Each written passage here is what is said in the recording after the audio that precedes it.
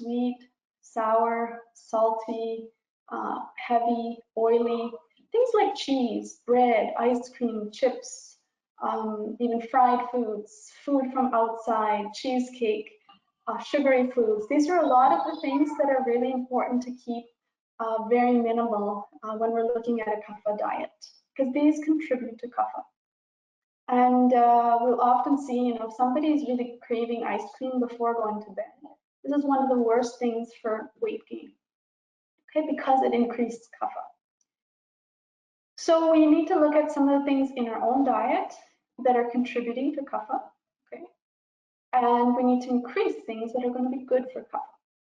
So we want to favor flavors that are bitter, pungent, astringent. So what that means is foods that are bitter, things like green vegetables, kale, Swiss chard, even a lot of the herbs and spices. Pungent, these are more of the spices, things like, think of ginger, garlic, all really good for the winter. And astringent, you may not be as familiar with what is the astringent taste, but this is a lot of your vegetables and a lot of your legumes, lentils, and things like this, okay? Carbs and starches, not very good for kapha. So if we're going for croissants, cookies, things like that, especially on a regular basis, are really not good for the blood sugar, but also add on to kapha. So they contribute to weight gain, and they often make us feel good initially, but in the long term, they don't make us feel good. Okay, so focusing on the good vegetables and proteins as being the primary part of the meal, and carb as being more of a side dish, whether it's rice, pasta, potatoes, chapatis, things like that. Breakfast in a kapha diet should be light and dinner should be early. Avoid snacking too much. And even fasting, if your system can handle it and if you can do it under guidance, fasting is great, whether it's a juiced fast or a water fast or even a mono diet, a khichdi fast. All of this can be very good for clearing out toxins and essentially clearing out kapha. Okay. You want to include foods that are warm and light, raw vegetables or steamed, things like kale or corn chips or seed crackers. These are all really good, healthy snacks for kapha. And a lot of warming spices, things like ginger, black pepper, cinnamon, cloves, turmeric, ajwain. Okay. A lot to go into diet, but we'll keep moving on. Ways to increase kapha. So we want to look at increasing fresh food. So this might be hard in the wintertime, but if you can, avoid frozen food, avoid keeping things in the fridge for too long. You want food that is fresh. Time outdoors in nature. I know if you're in a cold climate, it may be hard to get motivated to get out.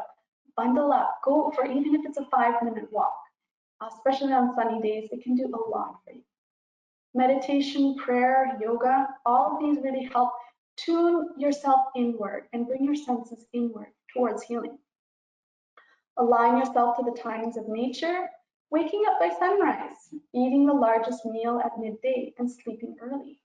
These might sound very, very basic, but these are a lot of things in modern day that we're losing out. People working night shifts or we're staying up late. This messes up our circadian rhythms and has a big impact on mood as well. You want to also give your 5 senses rest. So avoiding loud noises, overstimulation. Even when we're constantly watching the news, social media, we might not think about it, but this really takes a toll on us. This takes a toll on our mental state. Give yourself a bit of a digital detox. Keep your cell phone off for a day, or keep it away from you for a while, or turn off the news. Take a few days break from the news. These are all ways that you can increase sattva and help boost mood. Speaking your heart out, so not keeping things to yourself, and keeping yourself in good company. These are also very important. Okay, so I'm going to keep moving along here. We spoke briefly about Agni. So there's a picture of fire here. Even if you can visualize that fire, really important to keep your internal fire going. So ways of cleaning up ama, cleaning up some toxins, tongue scraping in the morning, regular elimination, even something basic as showering, wearing fresh clothes are very good for keeping the body and mind in a good state of mind. Herbal teas such as ginger, Ampacham tea, this is an Ayurvedic formulation with different herbs.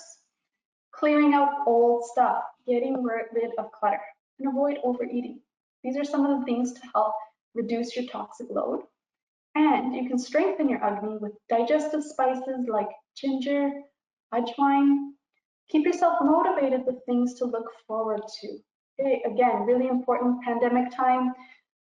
We need to have things to be excited about. So whatever it is that you find you have interest in, try to make that happen.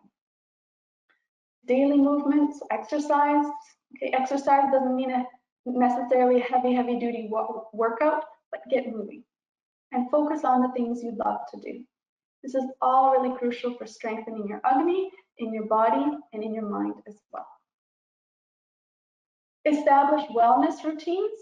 Okay, so as a big foundation in Ayurveda, we look at routines. So cycles of the day, cycles of life, cycles of the seasons. So when we have a certain routine, this is sort of a self-care routine, these are things that can help keep us sort of motivated, right? Because it's already part of the routine and can contribute to our wellness as well. So dinacharya and ritucharya are Ayurvedic terms for these things. And it might be something simple as, brushing your teeth in the morning, or doing tongue scraping, or doing your prayer or your meditation in the morning. Or it could be changes of season, where we're changing our diet or changing our exercise based on the seasons. So a few things here, in the wintertime, we focus more on a kapha diet. We may want to use eucalyptus or camphor as steam inhalations to keep the lungs in good shape. Lighting a lamp to bring that reminiscence or reminder of the sunlight. Cleaning your space. Eating at regular times. So these are daily routine techniques, which is a simple way that you can help bring in balance to the body and the mind.